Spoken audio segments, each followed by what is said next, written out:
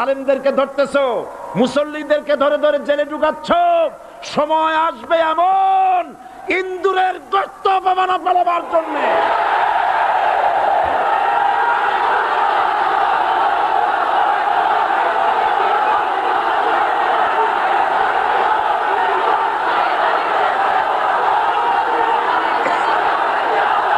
আবু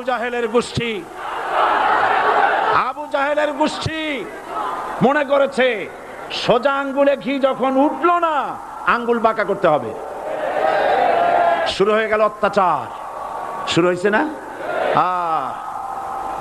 হযরত সুমাইয়া রাদিয়াল্লাহু তাআলা আনহা কি নির্মম ভাবে, নিষ্ঠুর ভাবে তাকে শহীদ করা হলো।